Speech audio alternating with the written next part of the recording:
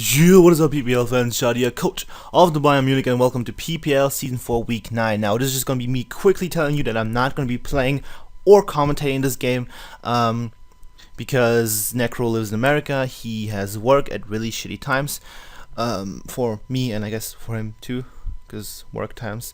Anyway, I think I said the exact same thing in the Week 8 video. Anyway, so I had my buddy Murk, Mr. Murkro, asked him if he wants to play for me because he lives in the American land, so much easier for him to play. And he said, "Yo, let's do it." So I built a team, talked to him a little bit about it, talked to Eric a little bit about it. So I pretty much built a team, but Murk knows about it. He approves of it. He made one change or something. So yeah, just gonna be that. So please make sure to check out Murk. His link will be in the description below. He's a fantastic draft format player. I rate him very highly, but don't tell him I said that. So yeah, check him out. We're gonna play in a GPC in this next week, so you will enjoy that. Probably it's gonna be a really good game because we're both 6-1 or 7-1, whatever. So also make sure to check out Necro. His link will be in the description below. And yeah, I'm gonna shut up now and let you watch the game. Hope you enjoy. What's up, you guys? So my name's Murk, if you don't know, and today I'm going to be bringing you all well, not mine, but this week I'm filling in for a Shoutout in the PPL Division 1. So this week the Bayern Munich are taking on Necrostevo and his Eterna City Enders. So the reason Shoutout couldn't play was just because their schedules match up really bad, because Shoutou's in Germany and Steve works late and he lives in America, so it's just not a good thing. So Shoutout just asked me to play the match because I have a good time zone and because I'm maybe good, potentially. But we'll probably do some sort of team builder-y thing with both of us on either mine or Shoutout's channel, so go check that out if we do end up making that. We haven't done it yet. I'm just recording this right now. But yeah, so the team of 6 that I built with Shoutout and Eric, another cool dude. We got Lucario, Mega Pidgeot, Nidoqueen, Clefable, Rotomwash, and Sneasel. And Steve brought Weavile, Mega Blastoise, Volcarona, Gardevoir, Ferrothorn, and Rhyperior. So we were supposed to play this on Wi-Fi, but then we had a lot of connection issues and just problems trying to recreate the game. So eventually we got to a recreation that we could agree on because we tried. There was some complicated stuff. I'll explain it later. So we just decided to almost start from scratch, except for the first few plays in the game, and it turned out to a pretty good match. The specifics on this team: we have Air Balloon SD Lucario with moves, modest sub 3 attacks Mega Pidgeot, which does a ton of work against this team. It actually just blows everything away. Then bulky, fast Life Orb sort of offensive Nidoqueen with dual hazards, which does a fair bit against his team. Then we've got mixed defensive Unaware Clef, which I hate Unaware Clef, I'm just saying.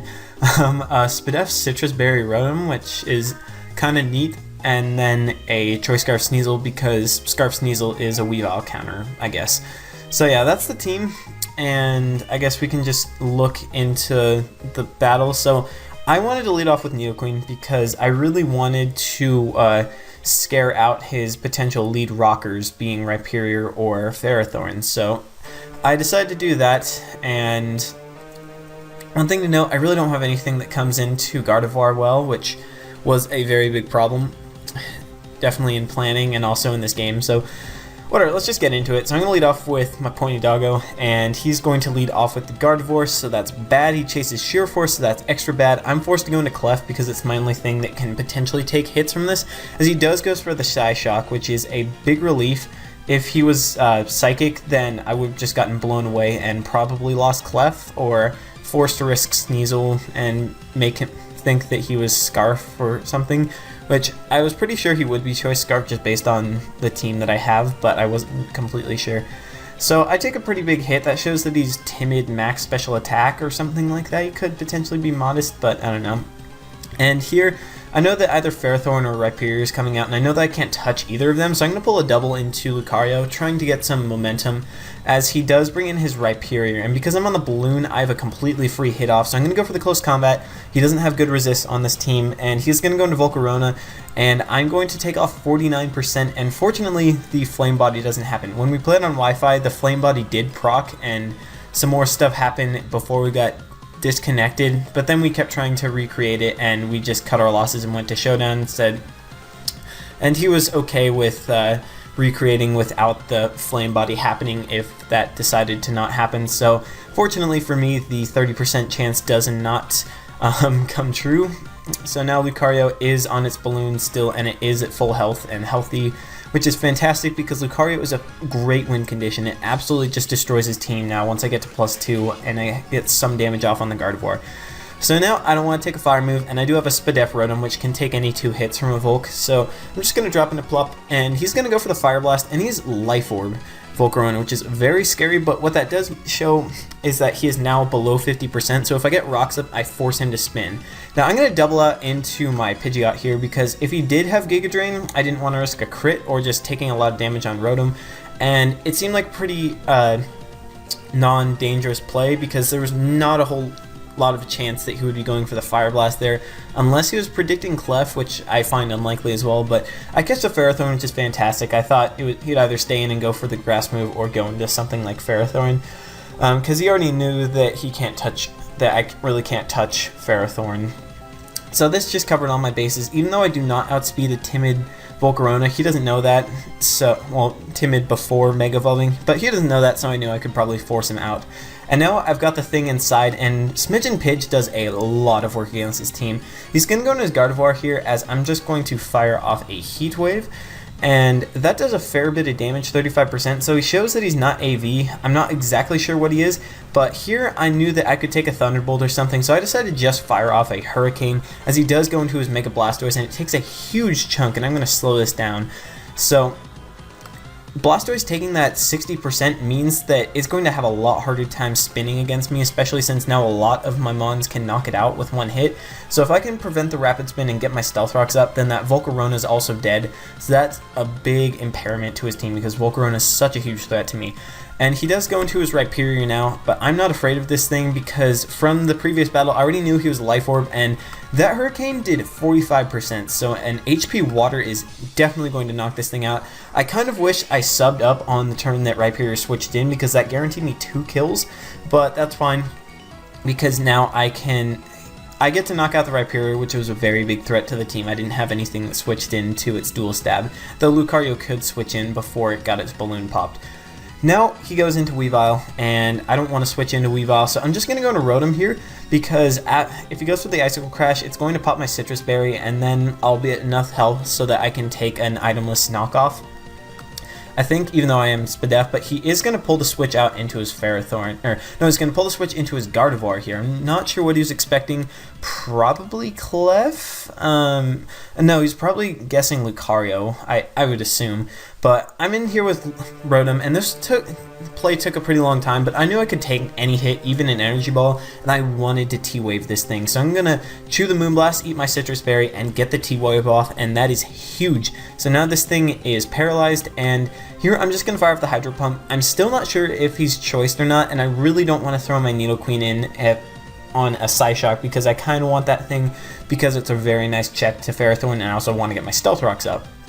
So taking damage on Rotom's not a big deal. Blastoise isn't a threat to me at this point because it's so low on health, and I don't really need a check to... I have checks to Weavile offensively with Scarf Sneasel and E-Speed from Lucario, so I'm fine just firing off some hits, and Hydro Pump does a fair bit, and he goes for the Moonblast. Another one will knock me out. Now here I probably should have gone for the Volt Switch, but I just felt the safest play was to try and knock out the Gardevoir with a Hydro Pump, so I'm just going to go for that as he does go into Ferrothorn, which is fine because now I can click Volt Switch and go into Nidoqueen and basically ensure rocks, because unless he's a very speedy Blastoise, which I don't think he is, I believe he's max HP, that means he cannot outspeed my Nidoqueen, and I can knock it out with a Earth Power before it gets to Rapid Spin, because I'm fairly certain that Nidoqueen can always switch into this Ferrothorn.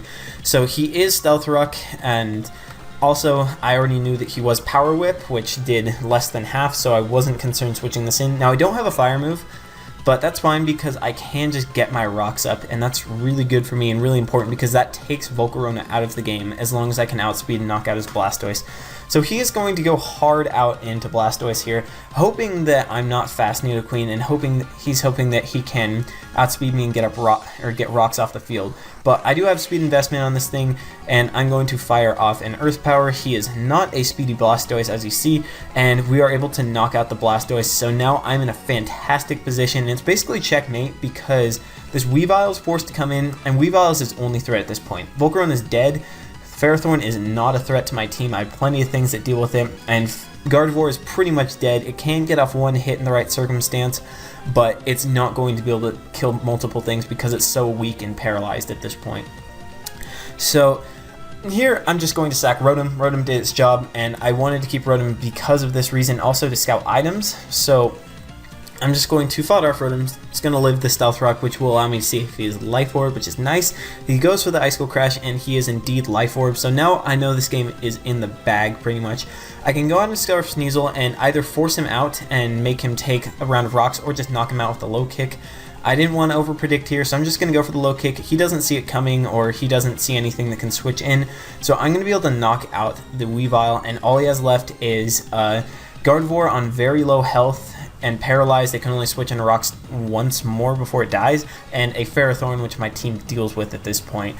So I'm going to switch out and go into my Nidoqueen because I'm fairly certain at this point that he is Choice Scarfed. I really do think that he's Scarfed, so I'm going to go to Nidoqueen knowing that I can take a Moonblast, and Nidoqueen basically just wins me the game at this point because Ferrothorn can't knock it, 2-hit KO it, and I can potentially 2-hit KO with Earth Power. Volcarona dies, and this dies to an Earth Power, so this should just be game. I mean, it's possible that Nidoqueen could not knock out the Ferrothorn, or he goes for a Psyshock here, and I lose some differential, but the game is mine at this point, basically. So he is going to get paired. I'm pretty sure he just went for the Moonblast there, though. There wasn't any complaining in the chat, so that's what I'm going to guess. I didn't ask him, though, and I'm going to be able to knock out the Gardevoir, and then he's going to just go into his Volcarona and have it die to Stealth Rock, and all he has left is this Ferrothorn, so I can just fire off a few Earth Powers. I can take those Power Whips well enough to the point since I'm max HP and Nidoqueen has a very nice bulk stat. Yeah, a very nice bulk. Good English, Curtis. Wyatt. I'm killing myself here. Alright. Whatever. I'm just gonna eat power and he's gonna Power Whip, and this next Earth Power is going to manage to knock him out because I get a high roll because rolls are cool. So that's the game. We take it 5-0 and get a nice win for Shoddy, even though he doesn't deserve it because he's a moose and stuff. But I hope you guys enjoyed this, and good game to Necro. Make sure to go check him out. He's a fantastic guy, beautiful voice, and he's just a nice guy. And I pretty much said that twice. Good job, me.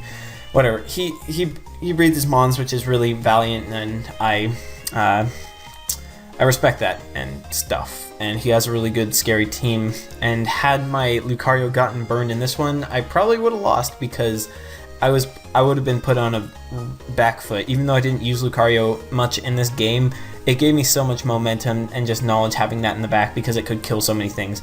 Anyways, that's the game. Hope you guys enjoyed. If you did, make sure to leave some love, and I will see y'all later. Bye.